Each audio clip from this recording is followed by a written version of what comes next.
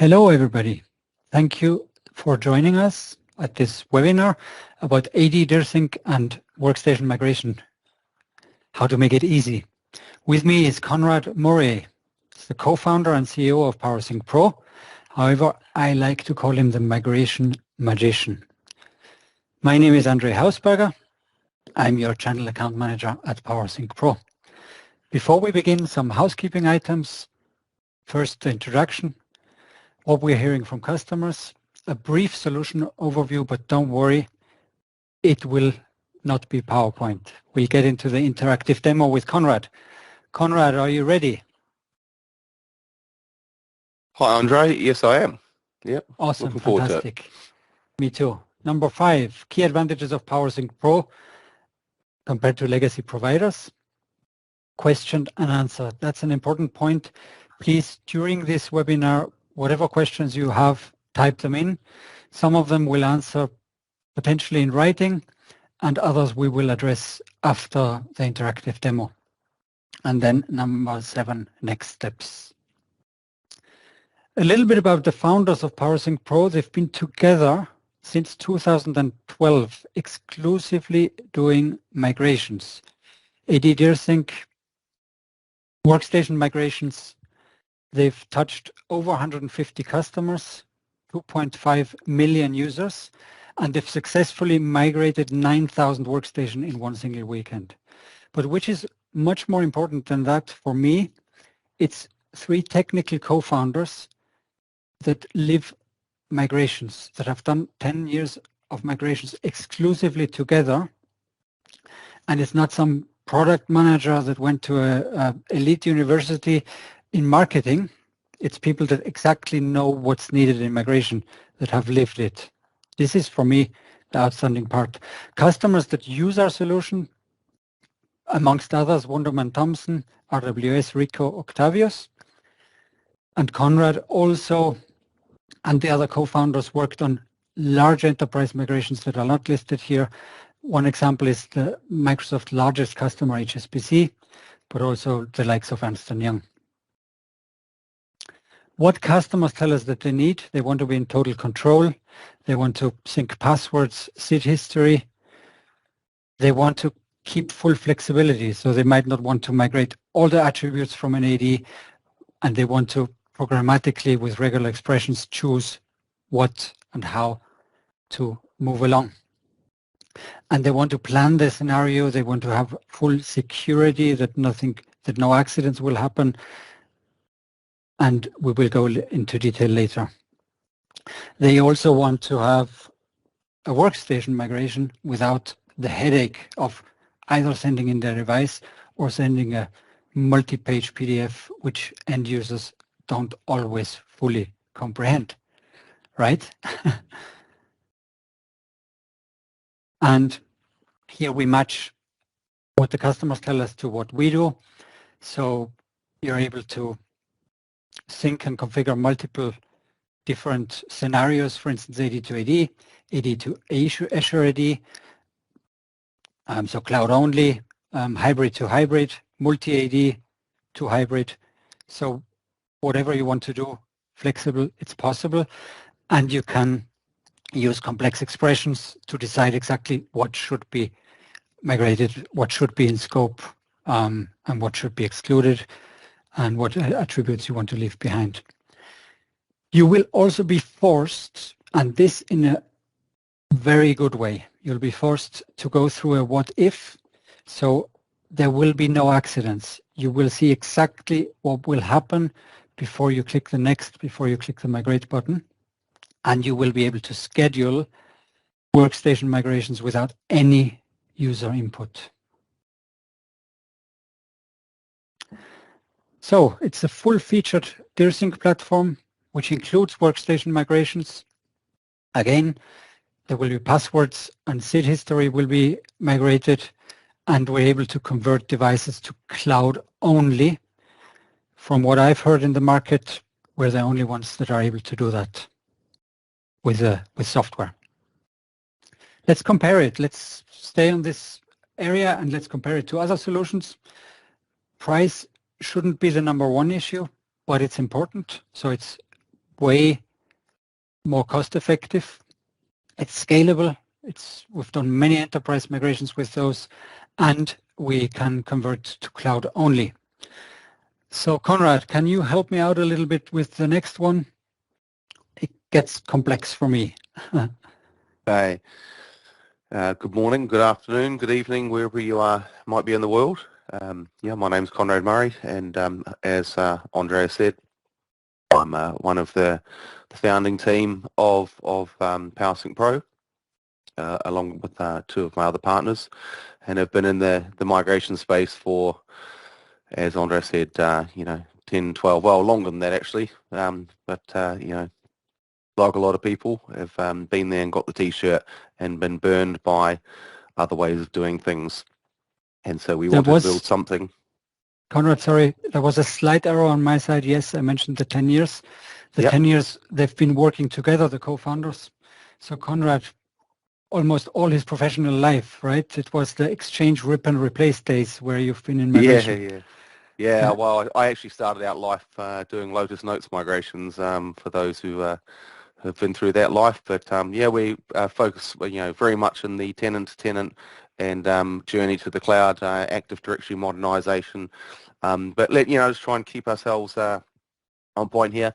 So, PowerSyncPro is doing, we've talked a lot about the workstation migration, but we're talking about IT modernization really, and directory synchronization. So, welcome, Jim.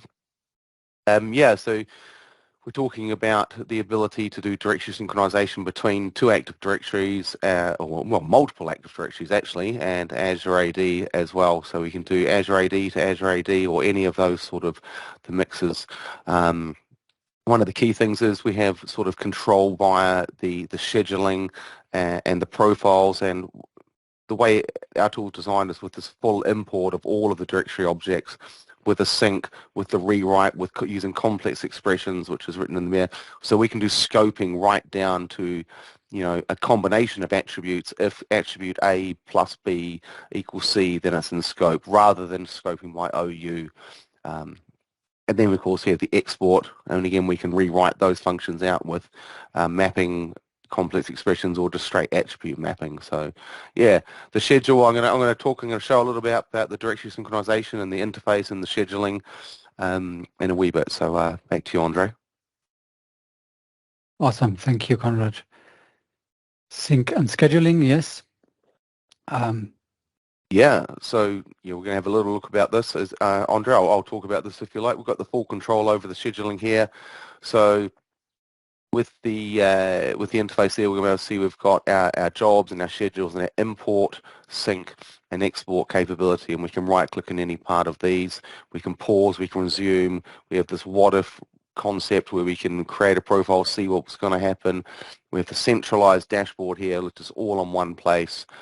And it's a very much simplified way of looking holistically your whole directory synchronization and migration environment. Fantastic, Konrad. Thank you so much. Are you ready to show the live demo?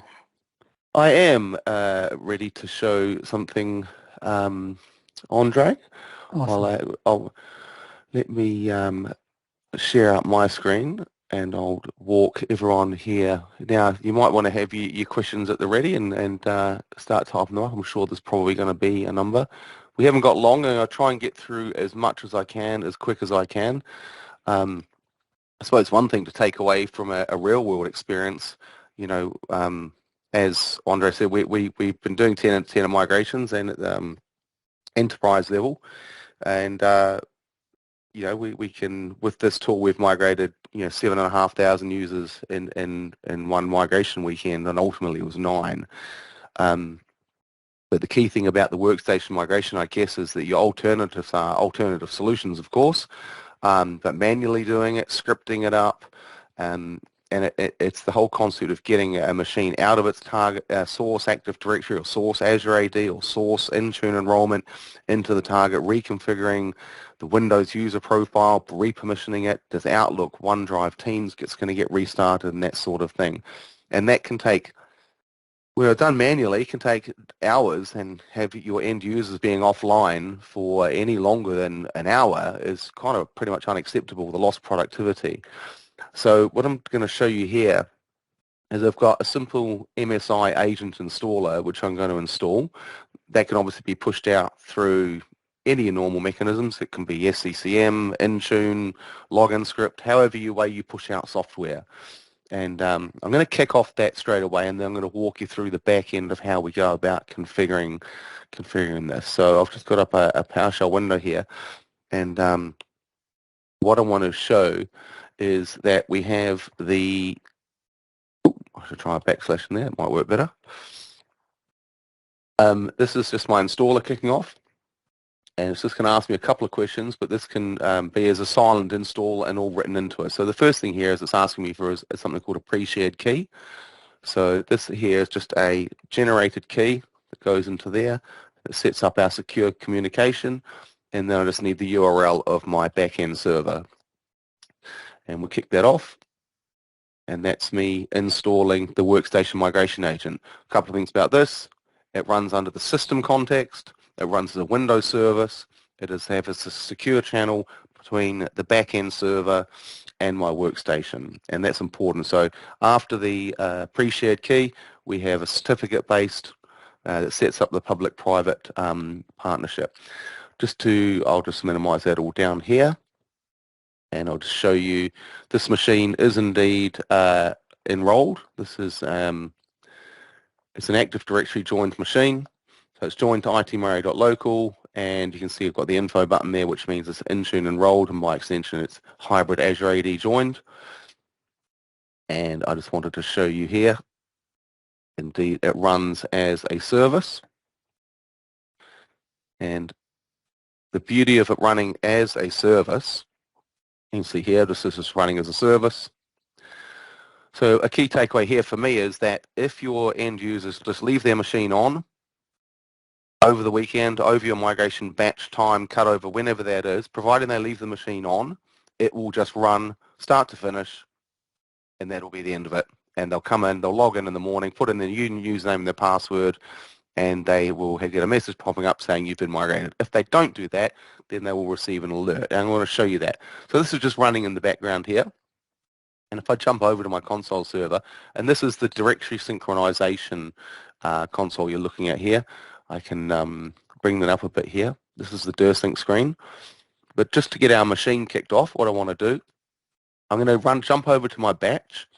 This is my migration batch here, and I'm going to talk about the concept of batches and runbooks in a second.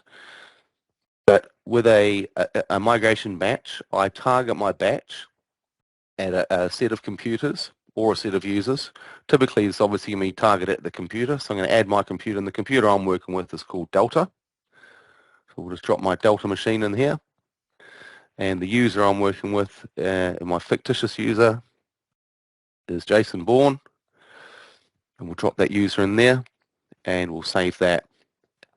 And if I jump back over here, I can just speed this up just a wee bit. If I just go to services again, it'll either kick in before I get to it, or we'll see.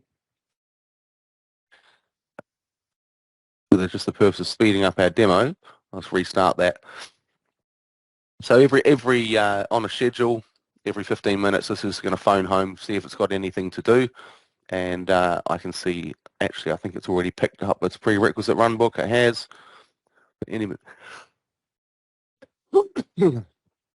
Excuse me. Right.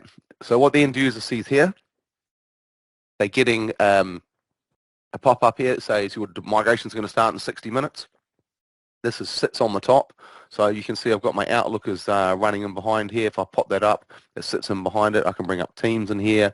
If I bring up my browser, if I've got Word, this is sitting on the top. Okay, very important because we actually want them to close all their applications down. We don't need this. And we're done here. Now, this will sit here saying 60 minutes, start in 45 minutes, 30 minutes, 15 minutes, 10, 5, 10. Count them down until they will be forcibly migrated.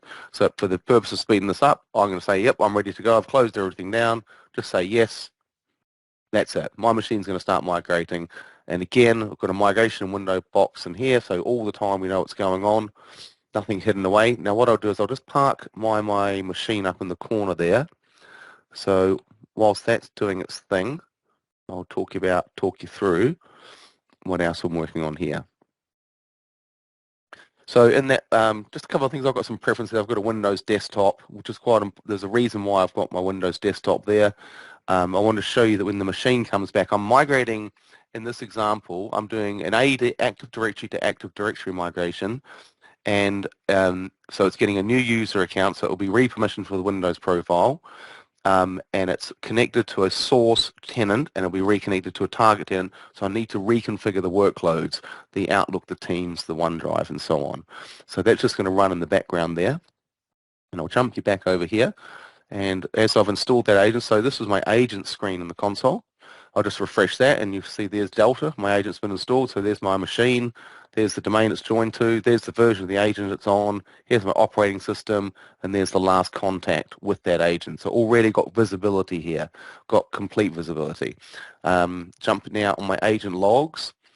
So everything the machine is doing in the background here actually gets written to the Windows event log. So at any point you can get on the machine and say, okay, what happened, when, why, very clear information. The same thing, that information gets written up, all of that same information gets written up into the logging information in the back end, so I can see at what stage this is at, right? So I can see the stage it's processing the BitLocker predictors, and I'm going to talk about the steps and things that this can do, dealing with GP update, and there's my agent detail, and this is the steps of each of these runbooks. We have the startup, device state, permissions, apps, and completion. So I had a prereq phase that was running, and then the master migration phase that was running in my runbook. So let's jump onto a runbook and let's see what a runbook looks like. So I have, in my lab, I've got multiple kind of scenarios I can set up, but the one I'm working with particularly for you today was AD to AD with a hybrid join via Azure AD Connect and GPO. Hybrid Azure AD, and to make that work for those, I guess most people know, it involves a whole combination of handshakes in AAD Connect, the machine, GPOs for enrollment, and all that good stuff. But we're not restricted to that. So as Andre said, we do lots of use cases. So people may be going from a home Active Directory to and a source tenant to a target. Okay, in the target, we're going to go greenfield and we're going to have cloud-only machines. So we can definitely get people to cloud-only Azure AD joined devices. We actually had a customer recently who want to get out of under being an on-prem AD. They've migrated out of Exchange years ago, so they have no Exchange on premises, and they're all Exchange online. They want to have that cloud-only journey, so they want to migrate all of their on-prem Windows 10 and 11 devices to being Azure AD joined. So they're already dealing with configurations to replace GPOs. They've got their applications all set. They actually need to reduce their on-prem Active Directory footprint. All they need to do is AD domain disjoin and tenant disjoin, and then rejoin to the exact same tenant and just get the user logging in. This tool will do that. And because the beauty of that, they're using the same account to connect to their Outlook, we actually didn't need to reconnect or rebuild their Outlook profiles or OneDrive or anything like that, or reconfigure their applications. So it's just a different type of use case. Another one of our clients is actually using, and I'll show you where that screen is. So I'm going to just edit this runbook up here. There's something called, you may or may not be aware, you can actually use controlled domain join or cloud domain join, where you forcibly hybrid Azure AD join a machine where your source home Active Directory is not using the SCP keys from Active Directory. So you can forcibly write that into the local registry of the machine. And that's another thing we've taken into account here. We're dealing with the BitLocker keys, Windows Hello for Business, Autopilot, all of that information. But here's just a standard runbook, right? So we have the startup concept, and in the beginning, we can use a package file, so just to start the migration, and as part of that, we drop down an admin fallback account onto the machine, so there's always a way to get back to that machine. And we have this window here, so we're just using a splash screen here so you can see this machine, migration in progress, PowerSyncPro, So that's just a really nice way of showing that as well. And that's what part of that package file does. So I can, at a glance, I can see this machine is running its migration. Here's my choice of device state. I can remove it from just AD, Azure AD, all directories, which is what I'm doing here. And my join in this particular case, I'm just doing an AD join because I know that's going to happen nice and quick. And with a bit of luck, it'll finish on here. Repermissioning the Windows profile. If you're logging on with a source account, which is, abc.com, but in the target they're going to be xyz.com. That's actually a different account, and I'm going to talk about that, about the SID translation, because you need to repermission all of the Windows profiles, the file system, the registry, local groups, file shares, printers, user right assignments. We need to deal with all of that conceptually, but there's some parts there's no point in us touching, right? And we don't bother slowing the migration down. The page file, the hibernation file, swap file, dump log, we can skip all that. App reconfiguration, probably the most interesting to people on the call here. So we can go and reconfigure Outlook, and that's setting that to the fresh start experience. If you know about Migrations Outlook, it has a different Exchange Mailbox GUID, so you can't use the same OST. So we present the machine back into the best possible state to restart Outlook. There's an option here if you like using the zero config concept where they don't even have to put in the next, it just populates it. We can set that, clear it or leave it. Deal with cleaning up the Edge browser, cleaning up other Office applications, the Word, the licensing, cleaning up the OneDrive for business so that they get that, the OneDrive, they don't get left with a yellow folder with stagnant files, and they get the new experience, the new folders. And Azure Information Protection, the AIP keys quite often gets forgotten. If you're migrating between tenants and you migrate the AIP keys, you need to make sure that on the target device, then they manage to connect up to their old AIP encrypted documents, that they have the right AIP key set on the device to do that. And at the end, we can just mark up completion, and if necessary, there's a customization. We can run a post-migration command script, anything else that the client may or may not have asked for. So I've dropped in a little command line script here. It's very simple. It actually pauses it for 2 minutes. Unfortunately, I forgot about that. So I make my migration run about 2 minutes longer. And that is the concept of a set of runbooks. And if I do, I'll jump back and just show the batches now they have that concept. Excuse me. And so you can now see that this was my batch, and there was the runbook I was talking about here, which was that one we were just showing. And I had my start time set to run on the 10th of August at 7 a.m. Well, that was yesterday. So, this is this concept if someone is away from the office, they haven't turned the machine on, but my migration date and time had passed, so it just started running straight away. So that's the setup and the preamble for batches and runbooks for Windows migrations, and you can just see it's finishing around the back. There's a bit of tidy up. I can see it's now switched domain, so it's gone from my source AD. I can now see it's my target AD, so it's been running the last few steps. And I would be able to see that if I just refreshed over here. And as I was right. Yep, there we go. So I can now see what's up. That's in progress. More log information if I so desire. And what I'll quickly, whilst that's running and finishing up, and we'll just bring it over, and you should be able to see that complete in the background if I just do that. I love the logging, Conrad. I've been told recently that not all providers have logging, right? And this is a big headache, apparently. It is a big headache. We've used many a tool in the past, and sometimes you're running a bit blind. You can't really see at what stage this is at. So, I mean, if I just, I can scope down to my workstation here. I can get down to the user. I can see the phase at which it's at. I can drill down to just if there's any, good news here. I've got no error logging. I can look at my info logging. I might have some warnings here. Oh, there you go. I've got no warnings or errors for this migration, so that's great. So it's just the information part here. But if I just particularly wanted to look at just that run book and which particular phase, so look at permissions, apply, see where we're at here, startup. So I can drill down. And bear in mind when you've got thousands of computers here, the really nice thing is we actually have a dashboard.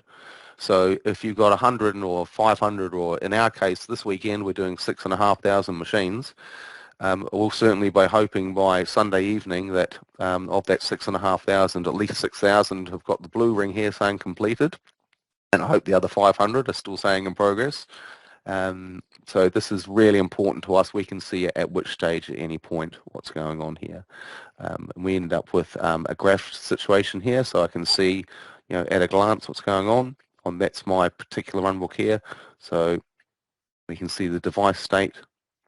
I've got none in error, and I've got one that's just running at the moment.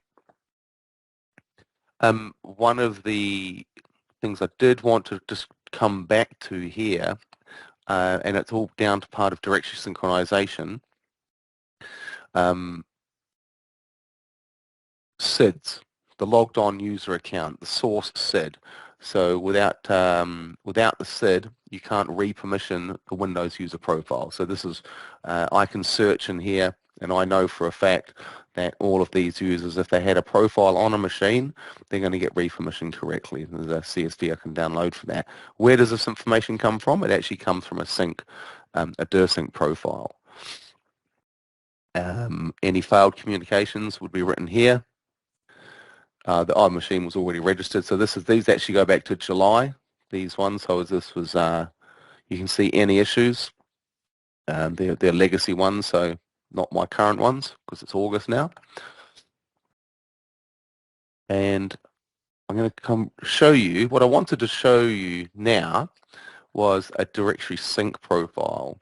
So I've created a profile in advance just for this demonstration, and I helpfully called it, for want of a better term, I have called it Daffy Duck. I don't know why I settled upon Daffy Duck. It was just something that came to me. Now, this is the DirSync profile that I created, and currently is excluded from the schedule because I'm still working, I'm still thinking about it, right? So this is just a straight up user migration, but I can do contacts and groups in here.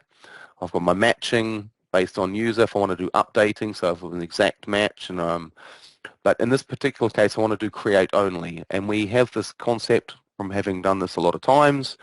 I want to bring source users to the target, but I only want to deal with my users, and I don't really want to accidentally update an existing user unless I know for sure that I have control to overwrite that user.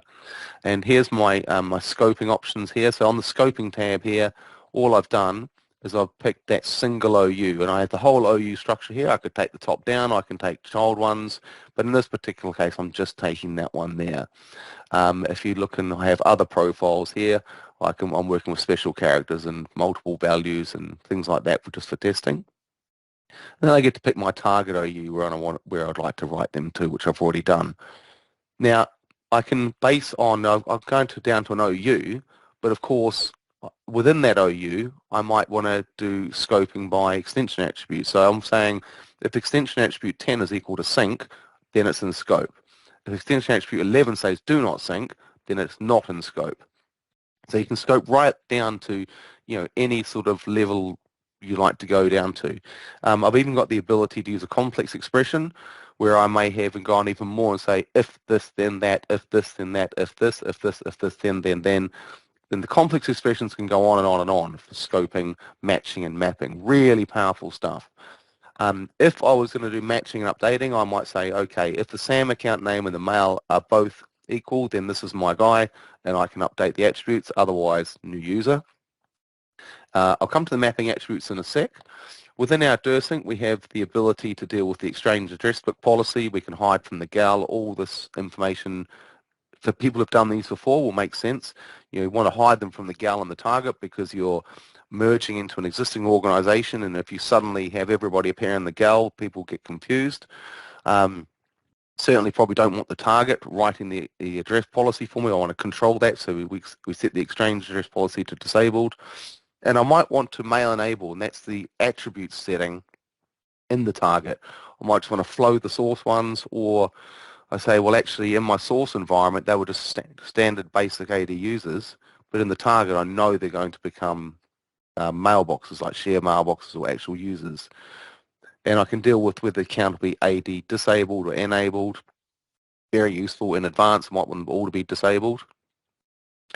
And my sync options, we can do, like I was saying, we were talking about syncing passwords, SID history. The passwords is quite interesting. We can do that bi-directional, so that if you have people that are in a source Active Directory and we're syncing their accounts to a target AD, which is going to be ultimately their target greenfield AD, but at the first part of the migration, they're staying in their home Active Directory, but going to a target tenant where self-service password is reset, and the self-service password reset comes down to the new AD, but of course it's not flowing back to where their actual AD account is. Well, we deal with that. We can flow it back based on the date range. So if the later date is the self-service one, we'll write that back and vice versa. And the last tab, most interesting, well, I don't know if it's the most interesting, but mapping attributes. These will be pretty a well-worn path for many a seasoned campaigner here who understands DirSync and migrations.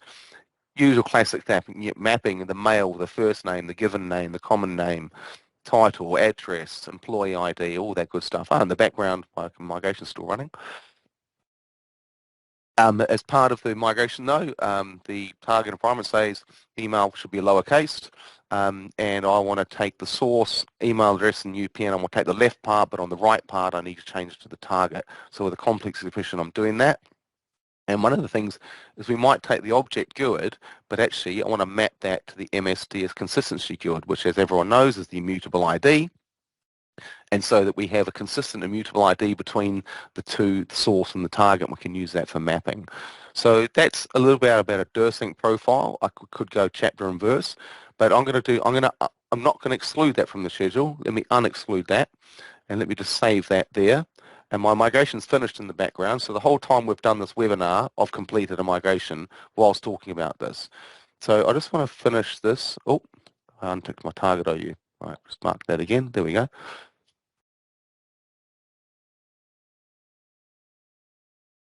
Oh, no, that should be set. Oh, yeah, there you go. Right. So we'll jump back to my schedule. And what we'll see in my schedule here, we've got my Daffy Duck schedule here, but as you can see, it's got a wildcard next to saying, I'm not going to sync this until you accept what you have created is true to go.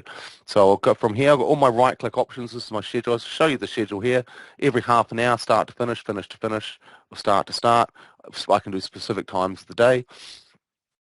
And there's Saves Profile. Now, from any point of these, I can start a full import of my containers, which are my OUs. I can do a full import the objects, and even here I can do a full sync or just a start a sync. But here I can go straight down to my profile, and I'll go down to my what-if report, and it's going to tell me what was I trying to do with this user. Now, I've got one user there, create.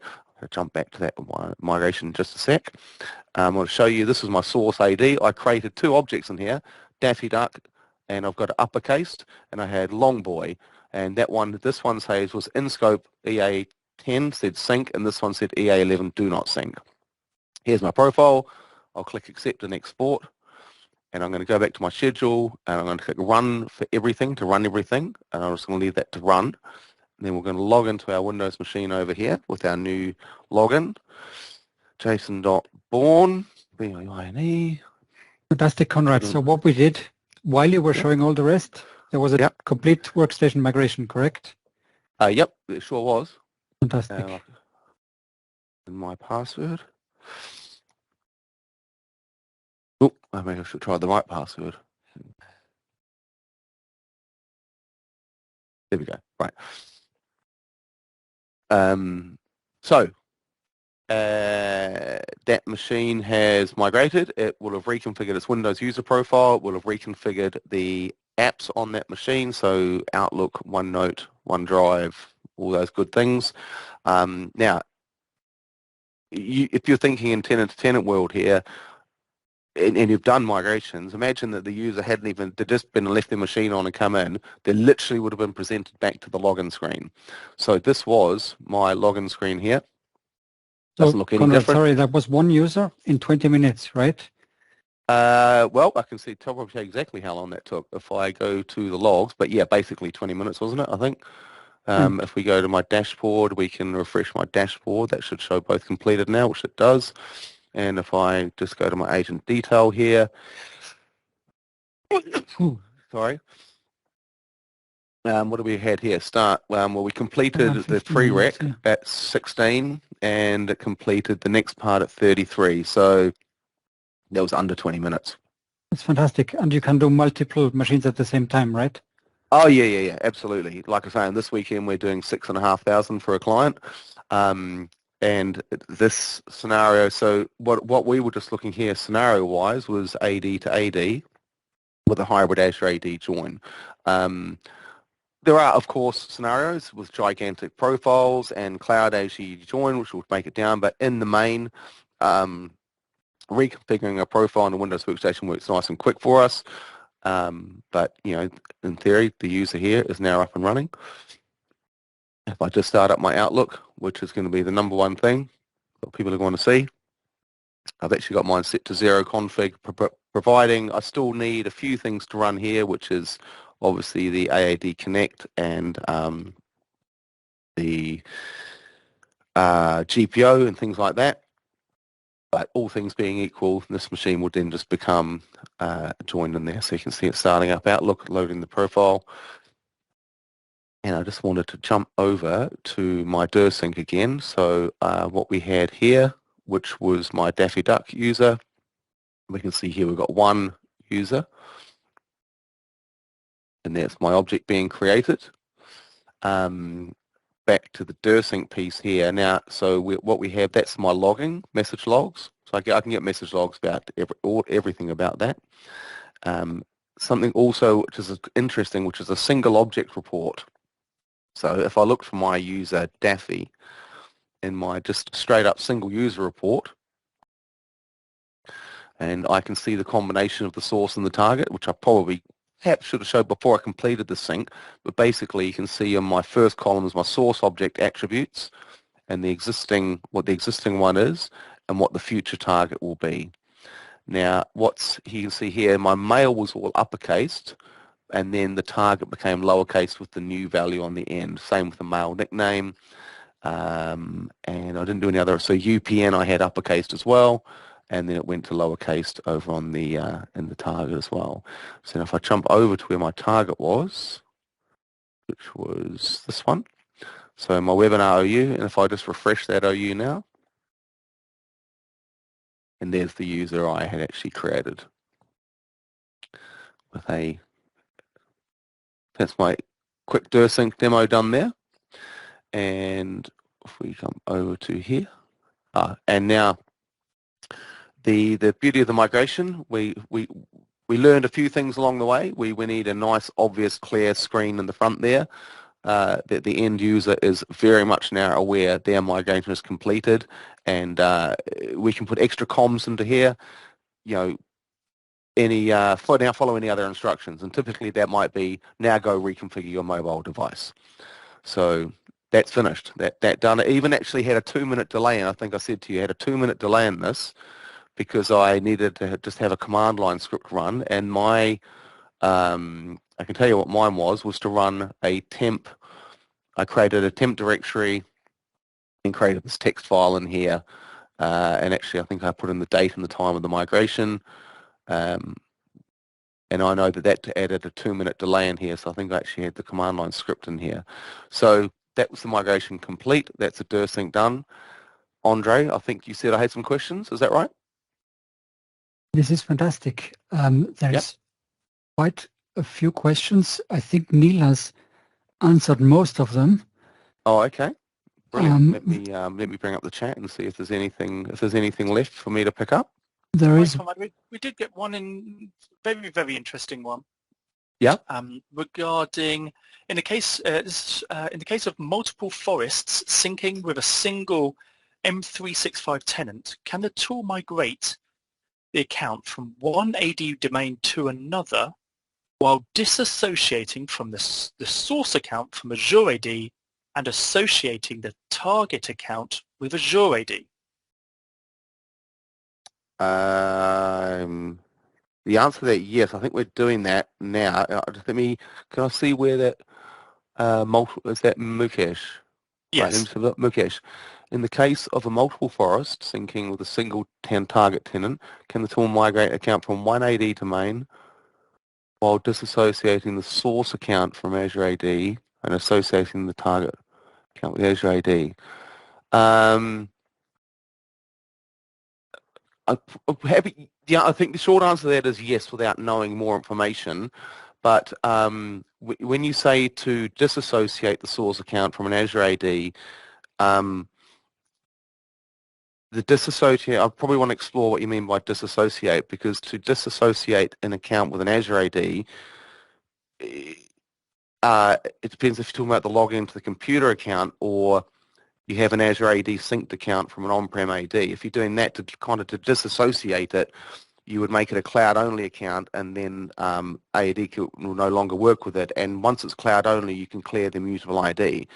But the object GUID, you can convert to the immutable ID and then sync it to the target Azure AD. I think that's what you're talking about, but I think happy to explore more of that, but I think the short answer to that is yes, but I'd like to just explore that a bit more. But we can definitely take multiple forests to a single AD, because we've done quite a few projects of that nature. And one of the current project we're working on is multiple forests going to a target Active Directory, but actually the user accounts are staying in one of the source ADs at the moment and then connecting to the target forest, but ultimately they're going to all be into one greenfield AD whilst continuing to go into that target forest. So I think it's possibly the same scenario you're talking about. Yeah, Rakesh has come back and said, yes, that's what he's talking about. Thank you, Conrad. Oh, yeah. I think I've answered most of people's questions. Can we translate object GUID from source group to consistency GUID and stamp on target group? That's one I haven't answered yet. Well, see, that's interesting about groups. So with our DirSync, we can take Exchange Online groups and to Exchange Online. So that's Azure AD to Azure AD. We can take on-prem, we can take the Azure AD security groups and sync them to Azure AD security groups. We can take on-prem groups, be it mail-enabled or else. Now, the interesting thing about the immutable ID is, so for a user, that immutable ID is exposed and you can work with it. But for groups, it's a hidden attribute in Azure AD and you can't work with the immutable ID for groups. Now, that doesn't mean to say that we can't convert the on-prem object GUID and write that so if we're doing AD to AD in the same way that we're saying we want to flow the same immutable ID across environments by updating the MSDS consistency GUID, yes, we can do that. Whether that's preserved across all of them, I'm not sure on that for the groups. But yeah, we can, with the rewrite functions, with complex expressions and rewrites, we can rewrite anything, providing, am I still sharing? I think I am, yeah. So if I show you a complex expression, this is how we're doing the complex expression here, for example. Is my screenshot? Yeah. So this is how we do a complex expression. I'm saying if the MSDS consistency GUID is null, which is in the target, then convert the object GUID ID to base 64 array, and then we'll write that in as the object. Now that's you can use that anywhere you want. I think perhaps, does that answer the question? I think it does, Conrad. Thank you so much. It was a bit of a roundabout way of answering it. The roundabout way of answering is, yeah, we can take the object GUID and use base 64 encoding to immutable ID and map it. At that point, I can do anything with my mappings to do that. So maybe what is a little bit interesting, if I showed you a group one I've got set here, and if I had a mapping, I would just take, I'm not sure if I have this in my existing mapping. So I am already mapping it. In my particular group situation, I am mapping that. In this one, I'm doing group to group, groups and update group memberships. These are probably reasonably important people: MS Exchange recipient display type, role group type, I'm using EA9 and EA10 for certain things, but I am mapping the object GUID to the consistency GUID for groups here. For what that's Fantastic. worth. I think Yep. I've answered everything on there, of course. If anyone's, we've got a few 30 minutes left. If anyone's got any other questions, feel free to post them in the chat. Well, let me have a little spin through here, so people may not have read the chat and may have. So, what have we got here? Someone had, how long does it take for the agent to registration? How did you? How long did now, Neil? I'll just read these out. How long does it take the agent to register with the background console? Do you answer that one? So to register the agent with the background management console, I think you may have seen when I ran the installer on here. So I'm going to show you what that was. That MSI. That is that's instant. In essence, is instant. So when you run the MSI installer here, it has to make the handshake connection with it to register it. If you fail, if the console server is not available, the agent will install on the machine, but it will generate an event log, and it will keep trying, and it will keep trying until it can get connected. And in the same way, when the migration is running, we have fail-safe built in that if it can't connect and it can't call home, it'll pause and keep retrying until it does. Fantastic, Conrad. Apologies, fighting a bit of a cough and a cold there. Yes, I want to appreciate that. Thank you, Conrad. So, Conrad, just a quick one. He was unwell, but he's a fighter. Yeah. So thank you so much, Conrad. There's actually an interesting one here. I've seen, Gary, you've asked, can you change the timeline on agent contact? 15 is a while if I know we are migrating a specific time. So the yes and no. Yes, so that is that. There's a reason for that though. Providing you have pushed all the batches. Let's admit, so if you have set up your batches and your runbooks long in advance, and the computer has already had its runbooks and batches pushed down to it, and the migration time comes, and say I have to migrate at 7 a.m., the agent will say, oh, it's gone 7 o'clock, I've got something to do now, and it will phone home and say, do I have any later, newer information? No, okay, I'm good to go. It's not a 15-minute delay from starting. It's a 15-minute delay from phoning home each time to check for new information. Otherwise, the chatter would overwhelm both the back-end server and the agent. And in the same way, like this weekend, we're migrating, a huge swathe of machines. We wouldn't want 7,000 machines just phoning home instantly and trying to connect to the server to send and get new information. So it's staggered by design and staggered by delay, but that actually doesn't affect the migration running on the machine. So if the migration start runtime is 7 a.m., that's when it will start. So that's just about getting new information. Fantastic, perfect. Thank you, Conrad. So let's wrap up, Conrad. I will share my screen again. Is that okay? Or you can unshare my machine. I just want to own or communicate at the same time. Yeah, Neil's answered that question. Batches migrate. You can I'll stop sharing. Let me stop sharing. And what ports? 443 for the agent. Yep.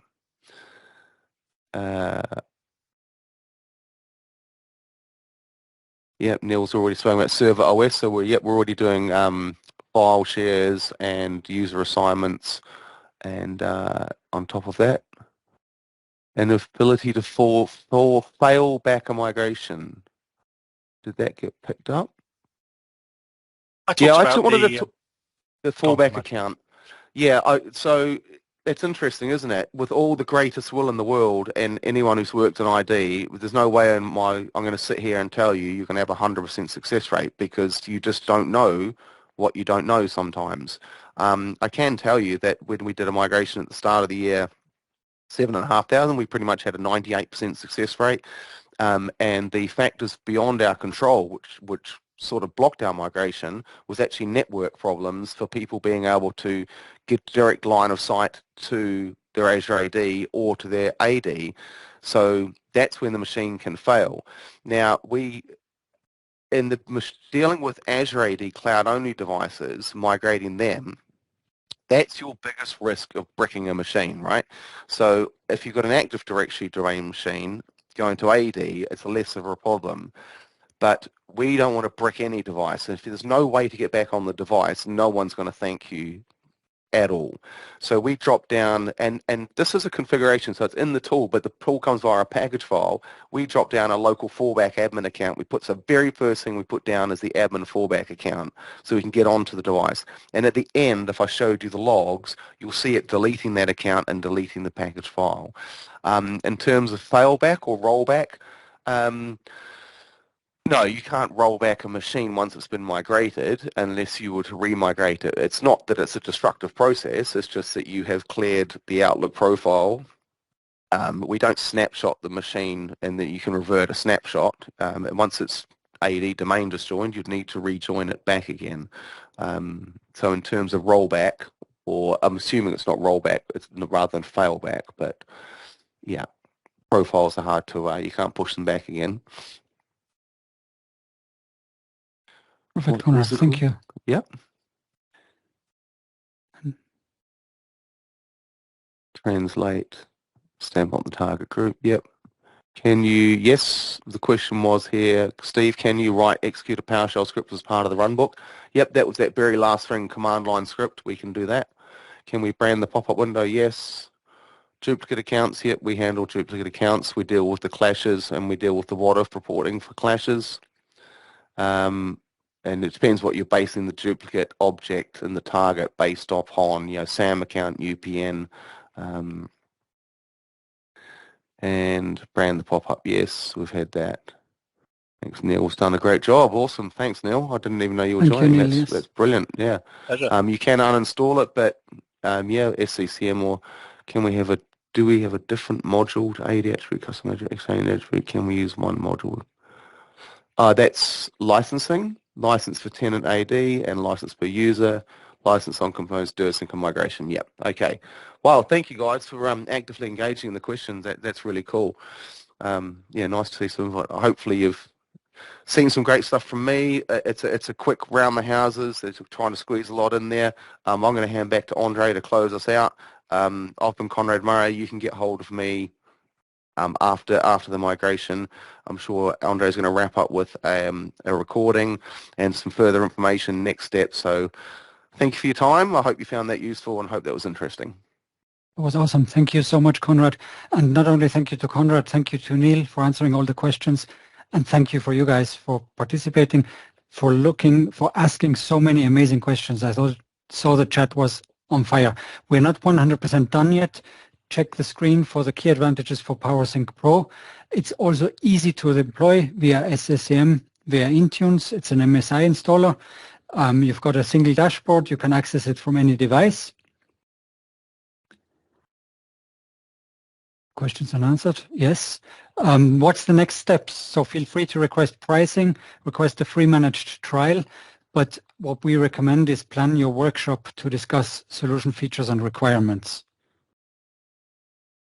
Thank you so much. Here's the further contact information, info@PowerSync.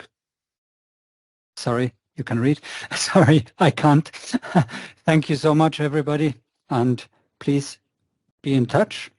And we will send out the recording shortly. Thank you.